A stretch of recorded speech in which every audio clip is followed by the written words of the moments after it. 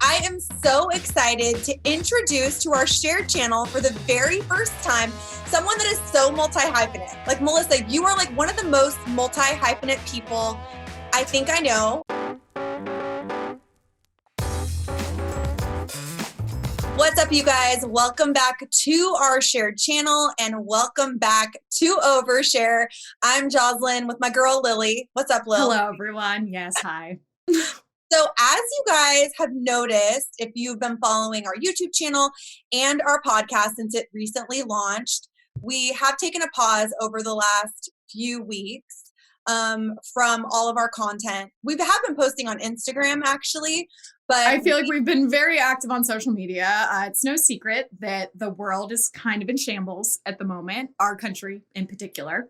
Absolutely. And we just wanted to be a part of taking a pause and taking time to really listen and amplify other voices. And honestly, we had another podcast that we already recorded quite a long time ago, but it just felt like we really needed to address what's going on in our country and just learn the extent of what's going on. I feel like it's no secret that we are two very white privileged girls that have had and from Southern California, we've had a very privileged life. And I know I'm someone in particular that came from a very, very white neighborhood growing up.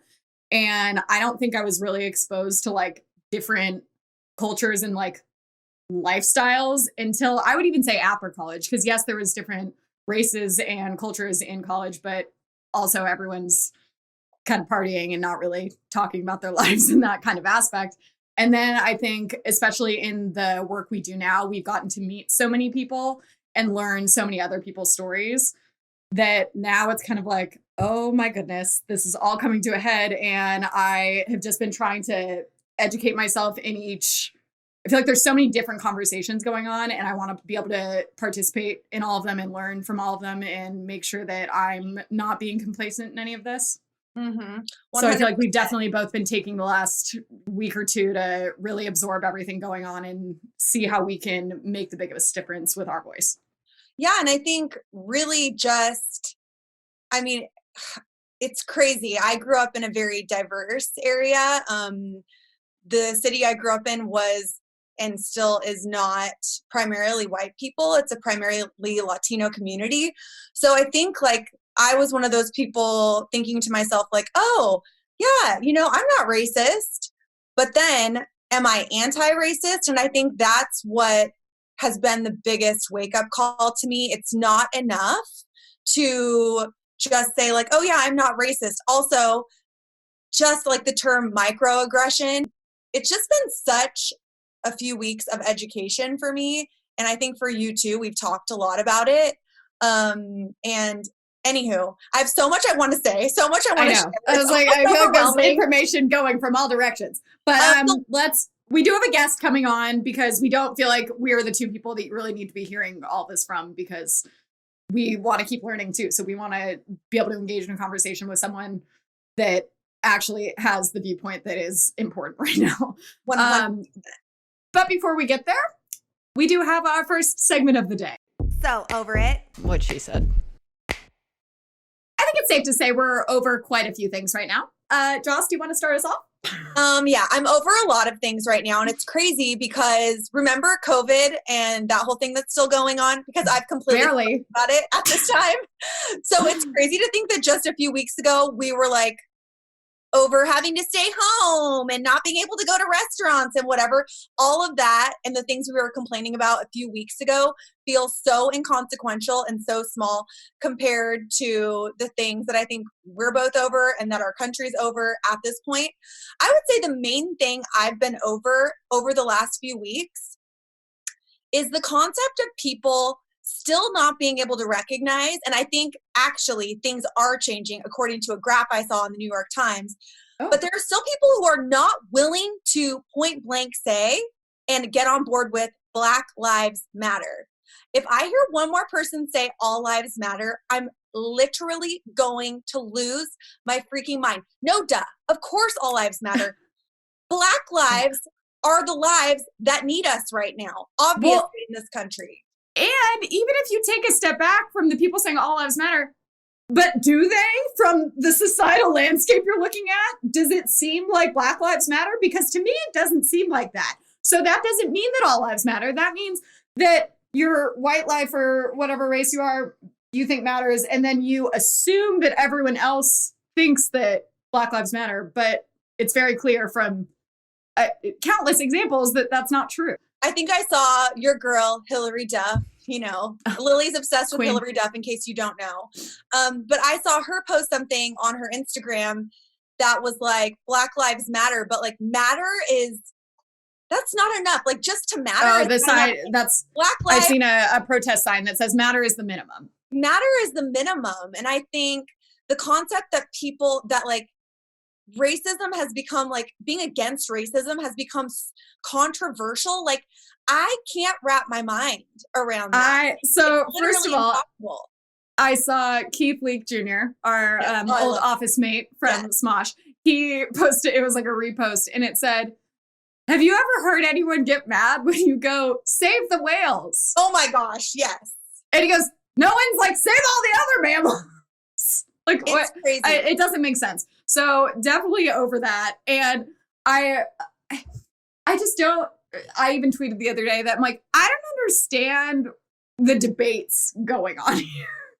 I'm like, the only debates we should be having is how to fix this, not whether it's a problem. It's very clear it's a problem. So why are we debating like, well, even, this is my over it specifically. Please share. First of all, the people that are coming after the memory of George Floyd and are like doing research to try and find out these things that supposedly he did, which I haven't even looked into it because it's irrelevant to anything going on. The rumors that he suppostavely did, there was like gunpoint to a pregnant woman. I've seen this argument so many times, as if having any kind of criminal past suddenly warrants a cop to decide that you're going to die. Literally, the death penalty is not even legal in how many states? So please explain to me why you're suddenly so fine with a cop who, we've been seeing a lot of graphics of this too, don't have a crazy amount of training, nor do they have like a necessarily 100% educational background of the like judicial system.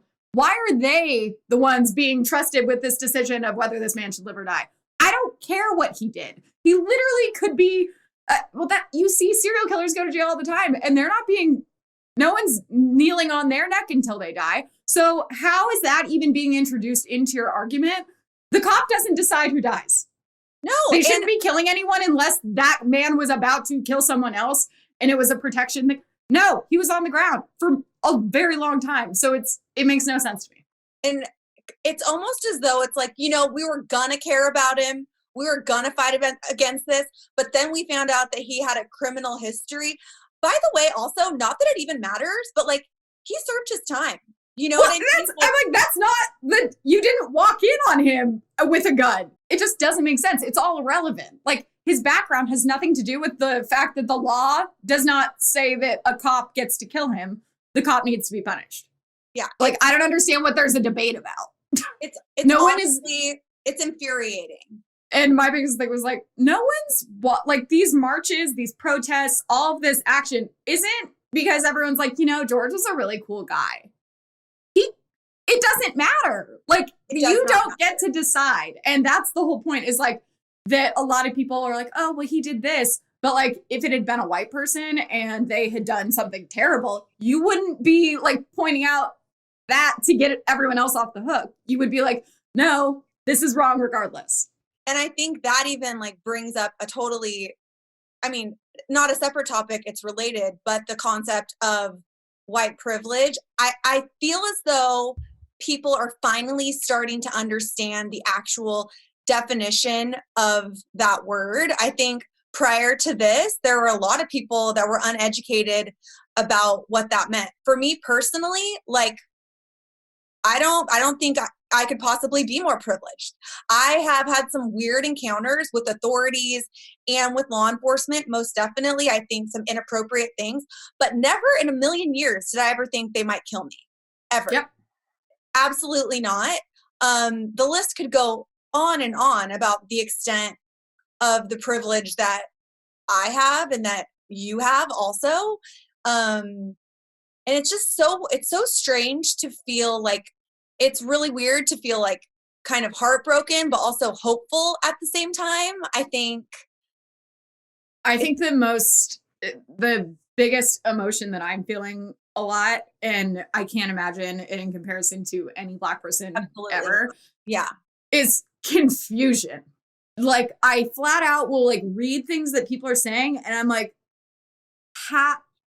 in what reality did you connect those dots to be like? It brings up another thing that I've been seeing, which I really don't understand. And Megan and I know talked about it yesterday, is people that think that they're like having this debate, which I'm unsure why you're trying to debate whether a cop should be able to kill someone without a reason. What are you getting out of this? But people that then come there like with examples of white people being killed by police. And I like take a step back and I'm like, so does that make it okay? Yeah, I was like, so do you want cops to be able to kill anyone? Like, how is this proving any point? Like, how are you happy about where this is going? Yeah, and that brings up the whole other like layer of like law enforcement and that system. And I won't even get into the idea of people not understanding that defund the police or abolish the police doesn't mean no laws. Like, what are you talking about? Read one article. One. And also, it's like, of course there are like great, police officers as human beings. Of course there are. But it's like, say you went to the doctor and they accidentally killed you. Like, that's you probably aren't going to love doctors. Yes, exactly. Yeah. I mean, I could go on and on about all of this honestly forever, but we don't have forever. And we do have a guest that I'm very excited is joining us today to Overshare. I'm selfishly excited because she's just an old friend. Okay, you guys, I am so excited to be introducing to our shared channel for the very first time someone I very personally love so much. I'm a huge fan of, and she's probably like the most multi-hyphenate person you're ever going to meet. Melissa Chataigne, TV host, style expert, writer, most recently in the LA Times, yoga instructor, founder of the We Collective. What else am I missing? I know there's more. While I also do workshops for women around the country, but now that's moved to Zoom. Yes, exactly. Still counts. Oh my gosh. So I feel like I have to let our audience know how far back our relationship goes. Today I was doing a little bit of digging. There's video evidence. There is. I found the first video that we ever did back in the clever days. Melissa, Lisa Klein, 2009. Woo! That was such a long time ago. We were babies. She sent this video. Was one of my first. Yeah, I was like, we were in the store taping like how to get the look of like baby Selena Gomez. Vanessa Hudgens.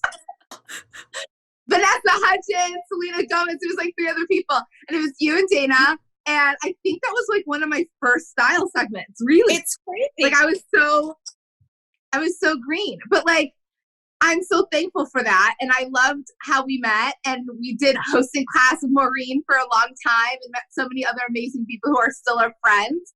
And I love how to see how we progressed as professionals and amazing individuals since then. So it's an honor to be sitting here with you. You are media mogul queen, Jocelyn and Lily. You guys are rock stars. So thank you for having me. I'm actually dying. I didn't know that you guys, did you originally meet at Maureen's class? Yeah. The amount of people that I've been brought into my own life from that I've never taken a class with Maureen. Jocelyn's like, oh, I met this person in a hosting class. I think there was only one hosting class in all of LA at this point. I know. Well, it's the only one that matters. Well, it clearly has worked because you two are both really on top of it. You can tell I did not go to hosting school. Well, thank you. I mean, it's been a long time, but I used to like laugh about or like feel uncomfortable being like talking about all the things I do because there was just feeling like, well, am I slashy? Do I do too much? And truthfully, I've sifted. Just remember, we all dated that guy was like actor / bartender / But like your slashes, Melissa, are like legitimate things. Like you're an expert in fashion who goes on shows like Access Hollywood. / you also started the We Collective, which is incredibly amazing. / you also do all these other things at a high level. It's not like you're operating out of like my grandma's basement. You know what I mean? I know, but it felt like that for quite some time. And so when you finally get things going and finally step into your power and just lean into what is serving you and like helping the world, I think that's when you get over the slashy, which I did. Well, and not to mention all of your slashies are very related. It doesn't feel like you were like going in a bunch of different fields. It feels like you were just expanding on what you were already really good at. Yeah. I mean, as far as like being a stylist, like I did a lot of wardrobe, a lot of like TV styling, personal styling, celebrity styling, covers and stuff. And then I was like, well, I don't really like all of it. I don't like how the industry's going. I don't enjoy styling celebrities and being an image maker when like often a lot of these women like have this like loathing, low self-esteem where it just never felt in alignment. And so shifting my focus to work on real women and help real women find their power in their everyday, like that. So it's like sifting. Even though I did this, it's like, okay, I love wardrobe and clothes, but how do I get to the heart and find my purpose? My purpose always goes back to helping women find their power through style and increase their confidence. I love that. And I feel like I always tell people are like, oh, if I want to do this job, what should I do? And I'm like, I feel like we're in a world right now that there's so many different jobs and opportunities out there that you don't want to like pigeonhole yourself and just like tunnel vision to one goal. Especially if you have a broad interest, if you went into something like fashion and then can turn it into something and discover all these other passions you have in the process and then mix it all together, what better? You're creating your own career. Totally. I agree. I think more people just need to just like jump in, not like throw something against the wall with sticks but see what sticks, but like jump in and strategize and see how they can find the names for them. It's all about finding like what separates you from everyone else. Exactly. Speaking of, you have written an amazing article for the LA Times. Thank you. Claps all around. Thanks. I think it was really important though for like our audience to get to hear all of the things that you've done and all the experience you have in the fashion world specifically, because it just gives you all the credibility in the world, all these years of experience and all the things that you've done to write the article that you did, which for people who haven't read yet, we'll definitely have in the description so that they can take a look. But kind of like just break down for people that haven't had the chance to read it or maybe don't live in LA, what the article covered. Well, from years of being in fashion to hosting and being a blogger, dipping into that influencer space, consulting with brands, I've just had a lot of different experiences, which I shared, and not all have been positive, about how there's a lack of diversity in fashion and how the doors have been maybe slightly open for me. I felt like I've been like the cool kid in school where it's like, oh, you got to invite to the club. Like I've been at the club. I'm waiting on the red carpet to go in, but I always see the VIP room in like a distance, but never been like the cool kid at the table. But it's not saying that I'm upset and I'm angry. It's just looking at the facts of how Black creatives have not been seen as equals. We may have been paraded or appropriated to be a plus size model on the red carpet or tokenism featuring that one Black girl in the one ad, but never really been the decision makers. And I just encourage the fashion and Hollywood community to take notice of Black creatives. We're here and we're ready to work. We've been ready to work, and just maybe that they can open up a few more opportunities for everyone so we're on an even playing field. As particularly in the fashion houses where there might not have been a designer or a marketer or executive making the decisions that play into campaigns.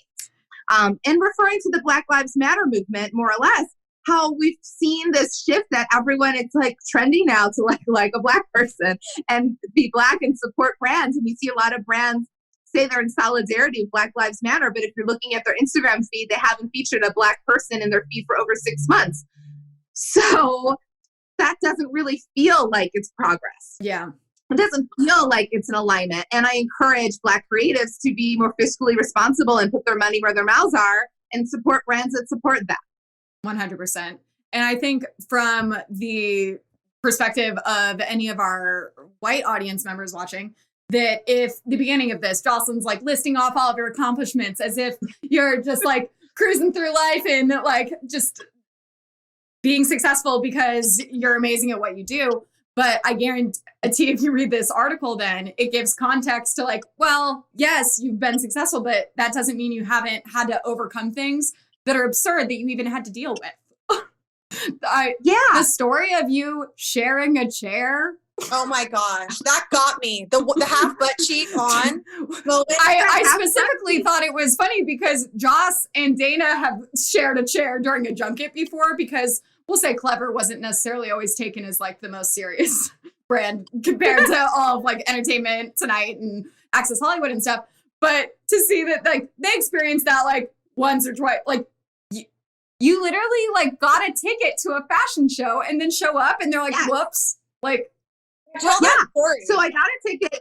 It was crazy. So I'm like so excited. I remember I landed that day and like I took a red-eye flight from LA, landed in New York. I went to a showroom, got a new outfit, was all like, this is my moment, going to fashion shows, so excited. And I look and I'm like waiting in line. Obviously there's people taking photos and I just met just networking, different people, celebrities, whatever, feeling myself.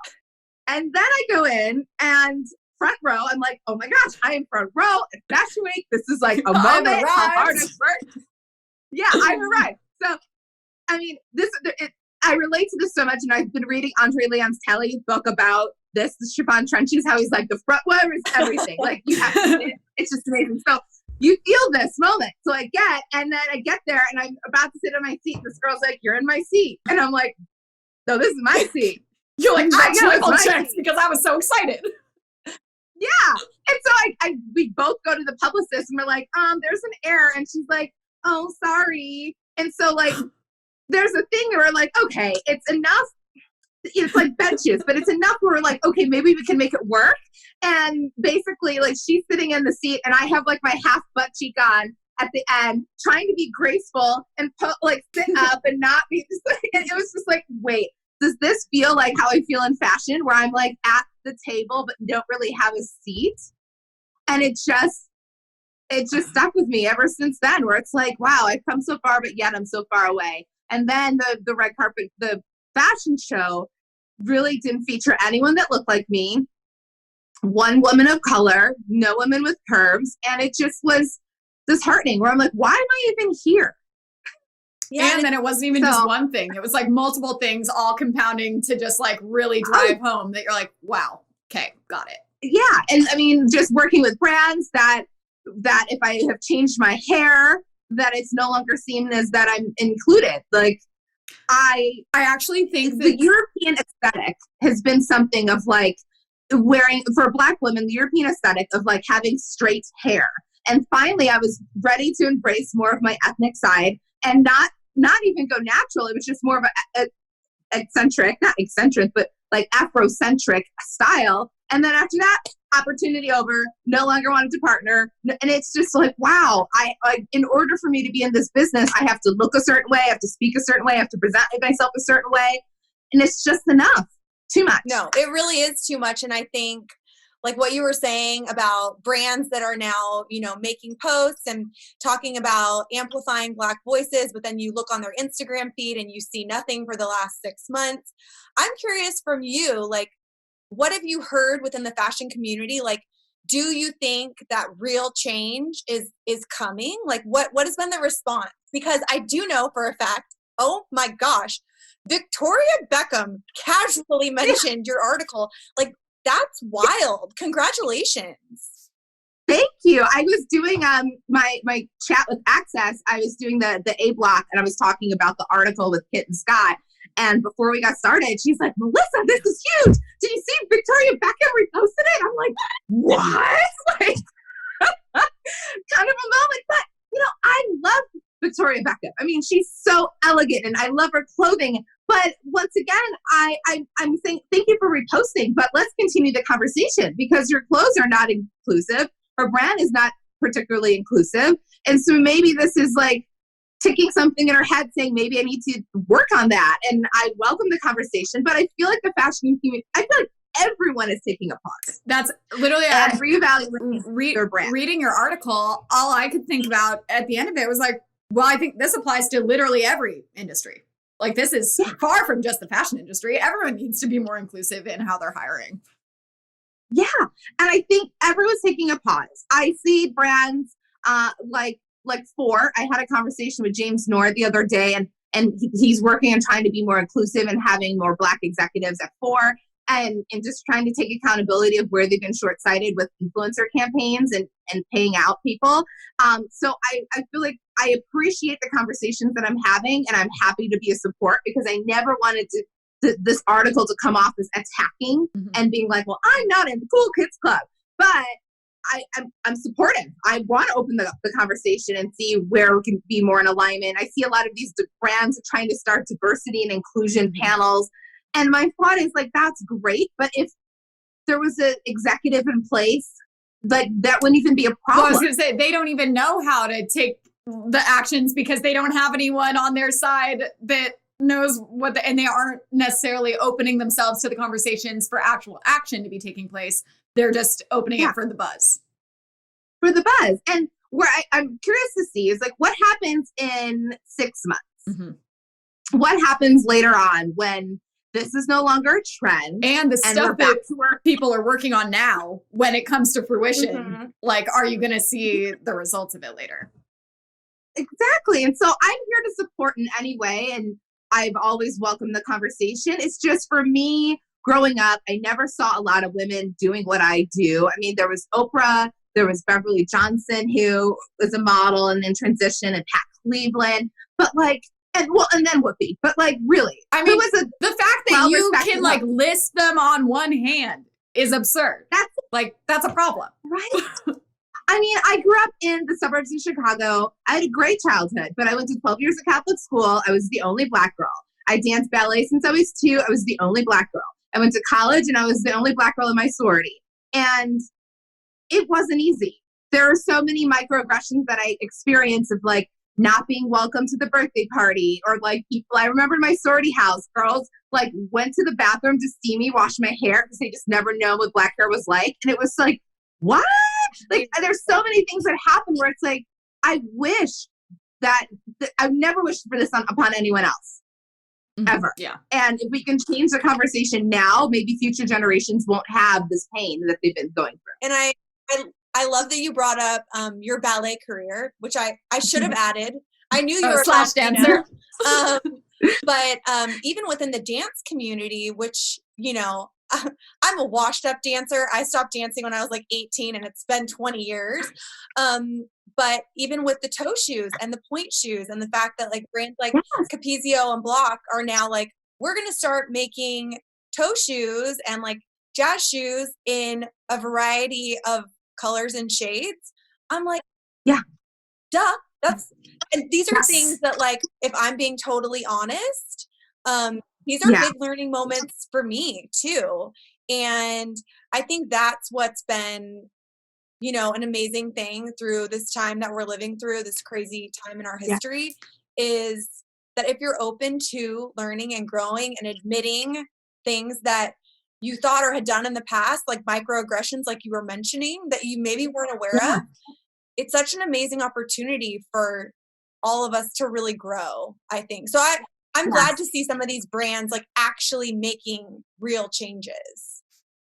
100%. No, I agree, because it's not like, I never feel like it was malicious, especially with like, but the ballet world traditionally has been white. And I was like often like the only dancer. We had the male dancers were often Black, but the white dancers were mostly white. The female dancers were mostly white. And so it was just always feeling like I never fit in, even with certain roles that I maybe didn't get or weren't cast in. But with the pointe shoes, I mean, it's kind of ridiculous to see that you have to have all pink shoes on stage and not like a flesh tone is represented. Even like when we would wear briefs underneath our tutus, it was just white or like pink, but it was never our color. Okay. So this is something that I'll admit, I felt like such an asshole because I'm like, I never even thought of that because like growing up, like I'd say even for white people, the nude color, who the fuck invented the color nude? Because I'm curious on whose nude it is, first of all. But right?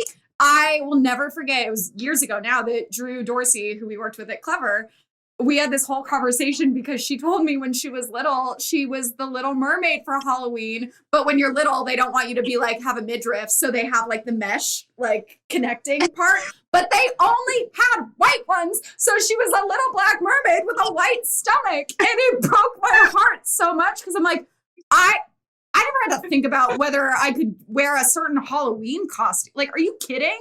And then it's like, she did it anyway.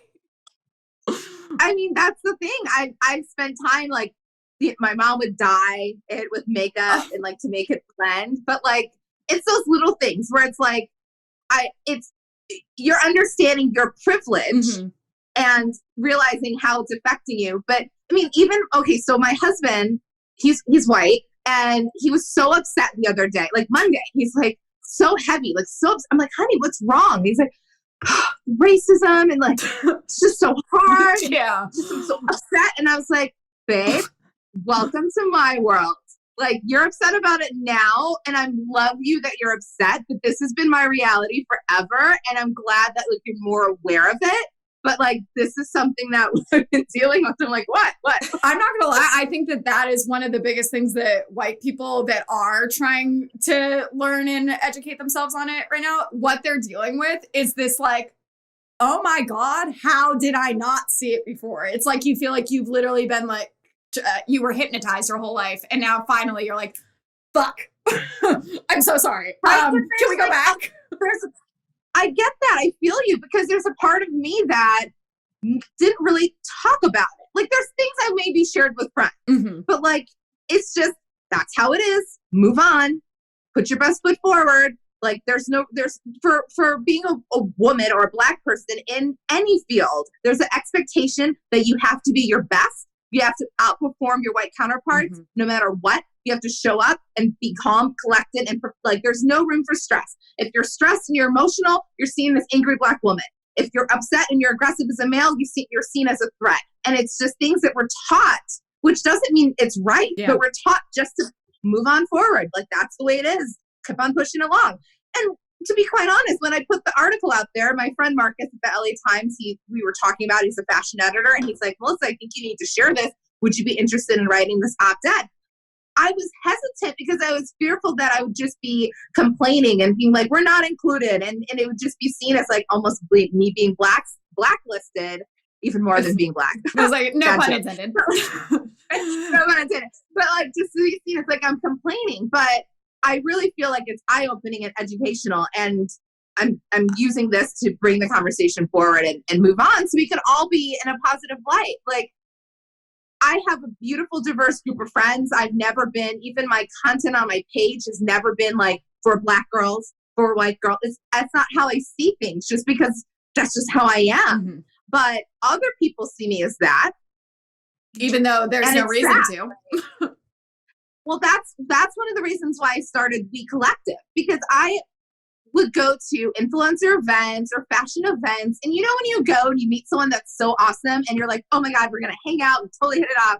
And then you like each other's stuff and then you never see each other again. Yes, absolutely. 100%. Yes, totally. It's like, you're like social media friends, but you aren't real friends. But you aren't real friends. And I'm like, man, but if I can create a community and host events, which unfortunately COVID like happened. So things have just been more on Instagram lives and virtual, but started an event of like 8 to 10 women coming together to learn a new skill. I had like 5 questions that everyone has to answer to get to know each other. And I try to select people that would be in alignment. So like maybe people from opposite ends, but I know they would have something in common. So it was really like a curated group. And the goal of We is never to make money for myself. It was never something for me to like fill my pocketbook. Mm-hmm. But my mom passed away from stage 4 breast cancer in November. And I would like to continue with the scholarship fund in her name. So all the money that I make from We is going to the Charles Schwab Foundation to hit the $5,000 mark so we can start her scholarship fund, because my mom was a nurse and she gave back, and she actually put 2 Haitian girls through nursing school and sponsored them before she passed. And so I want to select a Haitian girl to go to nursing school in my mom's name. Okay. I have goosebumps. All the people watching and listening to this right now, if you are not already following Melissa, first off, what is wrong with you? Because it's amazing to hear about your mom and the legacy that she left, and hearing that she did that and the life that she led. And I know you posted a lot about as your mom was going through her cancer struggle, and the legacy that she left in you and what you're doing with that is absolutely amazing. Like, you're such an incredible person, honestly. You really are.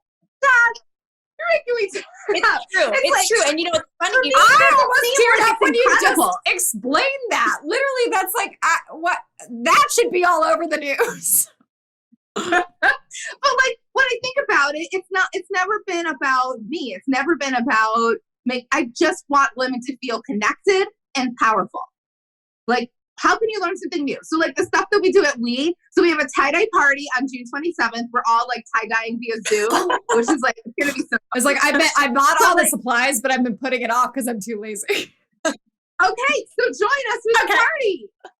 Okay, so it's like we're tie-dyeing. We learn how to knit, because knitting is like a thing now, and it's really hard. So like you're going for all the really great Corona hobbies that you can take on afterwards. Yes. We did like a fun tarot, how to read tarot, like on your own. So we had a tarot instructor like teach us how to read tarot. We had a professional photographer teach us how to shoot manually. Like for those that like always have an Instagram husband or like don't know how to shoot, these are using great. your camera with DSLR is important, and it was free. This feels like a fun, like friend-centric Skillshare that's free. That's what it is. I like it. But free. But now we're just asking for donations, because we know that people do not have money. People have been impacted horribly from what's been happening in the world. So, you know, if you can slide a few dollars through, we're happy. But it's really just an offering to connect with other women. And then eventually I'll hit that $5,000 mark. But it's just never been like, you have to pay this amount to be in the club. But then also to know that if you donate, that it's going towards a good cause, that it's not just like funding something else. No. Carol Chataigne's Memorial Fund. That's what it's for. I love that. So and you also mentioned your husband. You guys are a very cute couple.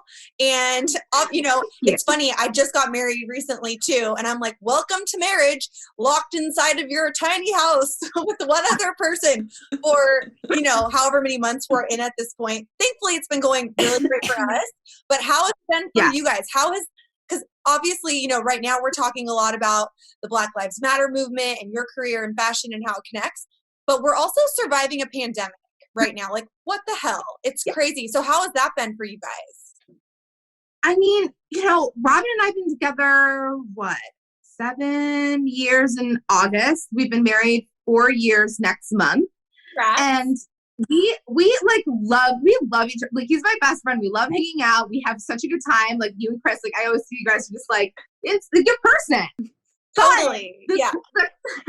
I would say, you know, we've had our struggles, but it got real. Like, we live downtown Los Angeles in a beautiful loft, but we don't have, like, it's a big loft, but it's not like, we don't have a bedroom that closes. Right. So the only time I wasn't seeing Robin was when I showered. And I love our neighborhood. I mean, granted, it's been a little bit like rough with the riots and things that happened. Like, it's boarded up, but it's open. But last week was scary. But like, there was no room for us not to be apart, and we just made the best of it. So we're like, how can we create? How can we do things together? So we did puzzles. We cooked all the time. We even shot a movie on our quarantine experience. Is it anywhere? Can we see it? Yes, it's on YouTube. It's called Quarantine Dinner. Oh my God. Yes, done.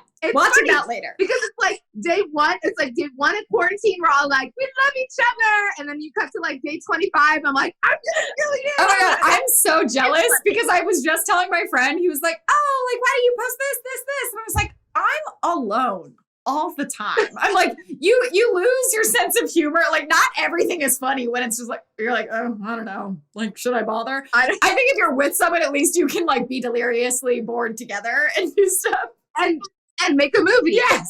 I mean, I'm not by myself, and I've definitely not made a movie. I think the best I did was like reorganizing my sock drawer, to be totally honest. Jess, you made some TikToks. Don't discredit yourself. Yeah, I love your workout TikTok of like you are climbing on him in your course. I mean, honestly, our place is very small. It's like under 700 square feet. So what you were saying about like the only time you don't see each other is when you're showering or shitting, like I totally relate. But I am very grateful that, you know, we like each other, you know, we also like each other. So it's working out. It's going well.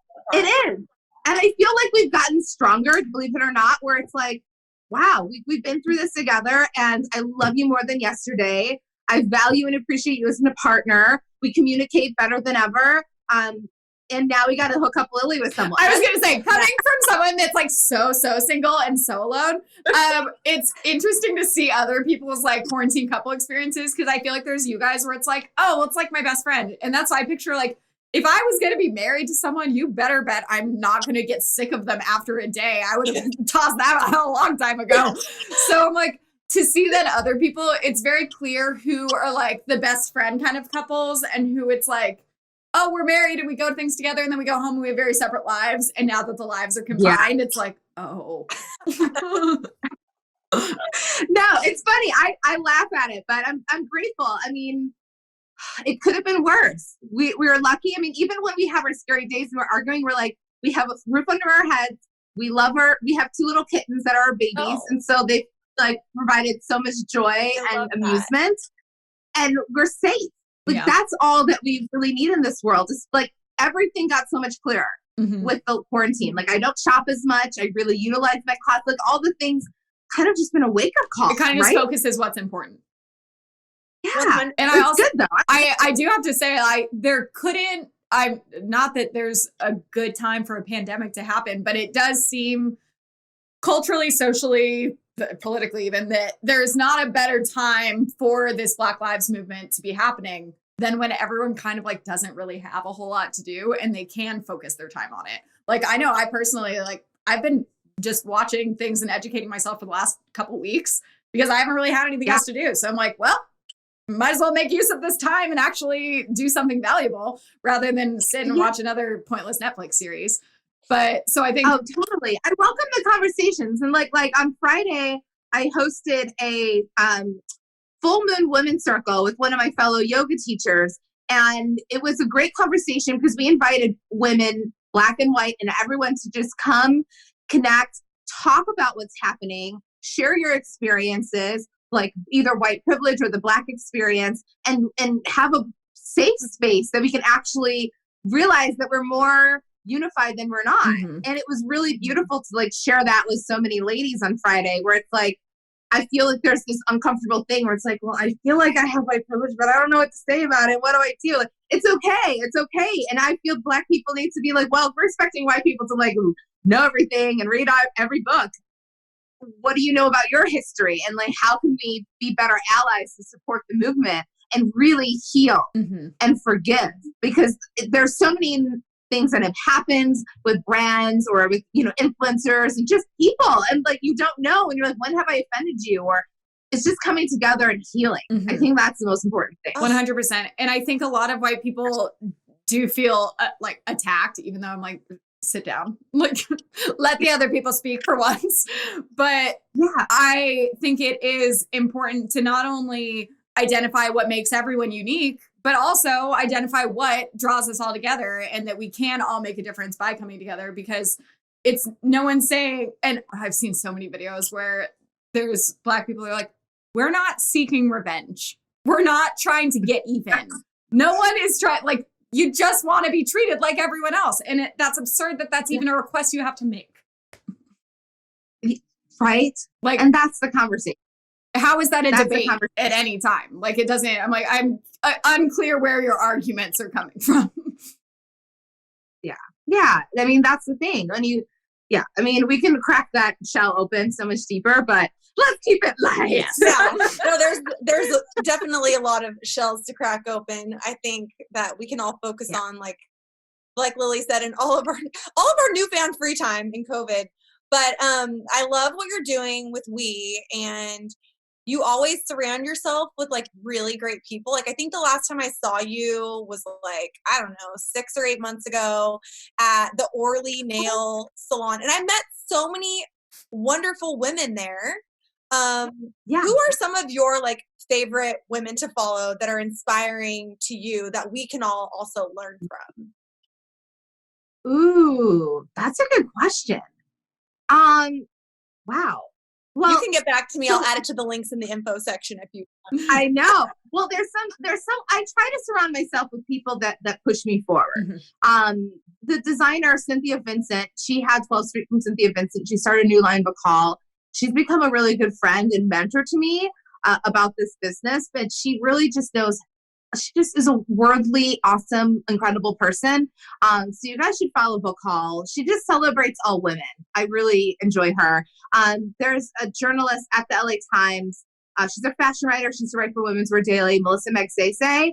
She's such an inspiration to me. She's a super mom. She's like the girl you want to be when you grow up. Like she's so stylish. She's so fashion forward, but just so down to earth. And it's just a caring individual. I really look up to her. There's so with all the things that happen with publications, there's a new online magazine that was supposed to launch before, but it kind of got halted because of everything that's happened with COVID, but it's called May Jones. Mm-hmm.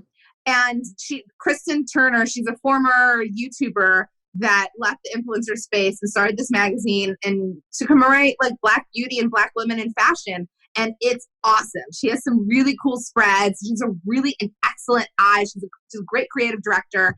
I love her. So you guys should follow May Jones.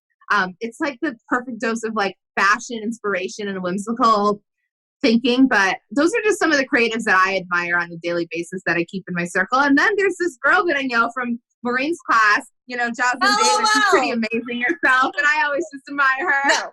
No, it's so funny. She's okay. I love listening to like fashionistas like yourself talk about fashion, and I'm sitting here like, oh my gosh, today's the first day I put on pants. Like that's my fashion right now. I'm like, I have on jeans. It's really. I'm wearing sweatpants. Good for you. I don't wear like I keep it at like 68 degrees in here. Oh. Well, Melissa, this has been so well, first off, just awesome to see you. Anytime I see your face, if anyone is listening to this on a podcast, go watch the video because Melissa has this face that just makes you want to smile. You have like the best smile. I know. I'm just like, hi, tell us more. I love you guys. And, but why don't you stick around for our last segment? Yeah. It's called Share Well. So long, share well. I hate us so much more now. So this is where we share something that brought us joy or made us smile throughout the week. I didn't even have one prepared, but I feel like I have a few. Joss, go first. Okay, so in just thinking about like you and the fashion community and the Black Lives Matter movement, even over like the last few weeks, I've been thinking about just like big and small ways that I can amplify Black voices, like not just now, but like in an ongoing fashion. And, I love wearing like kind of weird clothes and posting fun stuff on my Instagram, like wearing just like very colorful, vibrant looks. And I just discovered that one of my favorite designers that I've never been able to afford before, Cushney. Yes, I love Cushney. I've always loved Cushney, and Carly Cushney is the designer. She's a Black woman. I've never been able to afford her clothes because they're very beautiful and like worth every penny because they're works of art. But I would always see them on red carpets. But now she's at Target. So I went there yesterday and already did some shopping. I'm very excited about it. And also I'll be posting that on the gram and hopefully inspiring some people to go spend some money at Target. Well, and Target's great during the pandemic because you're already there getting your essentials. And then you're like, oh, I guess I'll just take a detour through the fashion department. But honestly, I don't know, Melissa, have you seen her collection? It's so freaking cute. I have. It's so great. And I love this, that she made it size inclusive. Yes. So it's for everybody.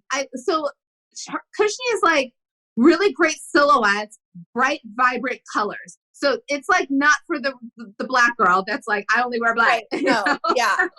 It's really fun and like somewhat whimsical, but it's so great. She knows how to dress a woman, and I'm stoked about this. I've seen it. I have not purchased anything yet, but I will. No, you're right. I was actually like so excited to see when I went to the store that there was such a wide range of sizes. Like really, really awesome. Shout out to Target also for doing that. I think it's amazing. So that's my share well. I'm encouraging all of you to, it's like $50 was the dress I bought. So it's like not like $10, but for a cushiony dress, like, come on, you know? Yeah, that's pretty, like a cushiony dress is like $1,500. Yeah. That feels like a good discount. Yeah. What about you guys? What's something that you want to share that brought you joy this week? Anything, literally anything. I have one. I feel like I always have videos, which is like not very helpful for people listening to this as a podcast, but I've seen I feel like between all of the video stuff we've seen from the protests, from the looting, from just everything going on, it's nice to see occasional nice videos. And I don't know if, Joss, if you saw the one I posted on my story or reposted, that there was a guy that went around with squirt guns. Yeah. And he would like, I'm like, can't help but notice he only did it with military men, not with actual cops, and also with just civilians and people standing around. But he had a bunch of squirt guns, and he would go and he'd like fill them up and slide them over. And then it's like grown adults. There was one even like an old lady at one point broke into it. And then the military guys, when they get it, are literally like diving on the ground and like rolling over, and they're just having squirt gun fights. And it's just the most like pure joyful thing you've ever seen. And it's like no one can be under 25 in the video. So it's like seeing all these grown adults that like are also serious, just like playing it made me cry. Very cute. Yeah, I saw that video. It's definitely a must watch for sure. I didn't see that one. I really want to see that now. I'll send it to you after and we'll link it below. He's done it several times. It's like a water gun challenge he does, but it's really, really cute. Oh, wow. Well, I mean, I feel like there's so many, and not to be nerd, but like there's so many good things happening. I'm just really, I'm really grateful for everyone who's like checked in and just been like, just how are you? How are you doing? How are you feeling? But just, I think right now I've just been in a position of embracing this time and celebrating this time from like, to move forward. I don't know. I know that's like what brings me joy and what's something that's good that I want to share, but it's like, I feel like the world's changing. I mean, there's so many protests, like there's so many protests on my street, like downtown, and that I see people just still going where I'm like, I've never seen anything like this in my lifetime. So I feel like a change is going to come. And I know that's silly, but like, I love it. No, I mean, it's exciting and inspiring to see everyone coming together. Yeah. I think and that's me. It's like people coming together for change is probably the most beautiful thing ever. And the unity of just everyone, every color, creed, etc., coming together just makes me so happy. So I hope this continues. And I don't know. I know that's just a lame answer, but I'm like, I'm just happy that the world's changing. I'll say one more thing that did bring me a lot of joy this morning is I saw, I think actually Keith Lee Jr. posted this too. All of his reposts really make me laugh. He has serious stuff too, but he has so many funny ones. And it's this lady and she's sitting in the grass with her sign. And it's like, the Karens have arrived. And it's like, hi, I'm Karen. I'd like to speak to the manager about systemic racism. And she looks like such an epitome of a Karen that you're like, oh, thank you. Thank you for taking your real Karen hat off and putting what should be a real Karen hat on. No, and that's honestly, I think, Melissa, like having that as your joyful moment, like It's just speaks to how important that's like the epitome of joy. And I'm excited that, I mean, I agree. I really do think I've been on social media basically since it started because I'm that old. Like I was the first girl, I'm a little older than you. I was the first class of Facebook, like ever. The Facebook. I'm so sorry. And I can say wholeheartedly, I've never witnessed anything like this, both on social media and then obviously off of it too, with what we've been seeing with the protests, not just in America, but all around the world. And I think it's like now up to all of us to find ways to keep the movement going so that it's not just this like moment on social media, but that it really continues. And that, I think that is something to be joyful about, you know? Yeah. My hot button is really with everyone that's protesting and doing all this change, where things matter the most is on the micro level in your community. So, you know, when you go to vote and it's like, check the big box, you know, Republican or Democrat, it's so much more than that. It's your city council members, it's the district attorneys. Really do your research. And for me, my initiative right now is to learn, like maybe start an initiative for women to vote. And like, there's so many organizations like this, but really breaking down the issues so people understand them, because we got to this position because we elected these people in power and they're not doing what we want. So this election is so important besides Trump, but like voting, like protest all you want, but get to the polls and educate yourself on what's happening. That is the most stylish thing to do. Yes. No, 100%. Couldn't agree more. Well, thank you for coming on our little show. I'm this just is so glad to see you. And Lily, I feel like before Melissa goes, we should do what we always do, which is so hard to do on the Zoom format. But here we go. 1, 2, 3. Thank you for sharing. I don't know if I was supposed to look a certain way or we usually do it creepily in unison, and it kind of sounds like we're inviting you to join our cult, which maybe we are. I'm down for it. It's a friendly cult. Oh my gosh. Awesome. Yeah. So thank you. So you guys watching this, listening to this on podcast form, be sure to follow Melissa. She's literally everywhere. She has a blog, website. You'll probably see her on TV at some point and on the internet. Yeah. She's taking over. And we're so glad that you got to come on and specifically have what I think is a really important conversation. And you're just bringing such joy to the world. So thank you. Yeah. Oh, thank you, my girl. You're the and best. Thank you to all of you guys out there for watching and listening. Be sure to subscribe and ring the bell to get the notifications and do all the podcast things. Lily, what are the podcast things? Well, check all the links below, because I know we have recommendations and articles and things that you should check out, and educational, just all the links. Just go check it out. And then follow us anywhere that you're listening to podcasts. And if you want some visual aspects too, check us out on YouTube. Woo! Thank you guys so much for watching and listening, and we will see you next week.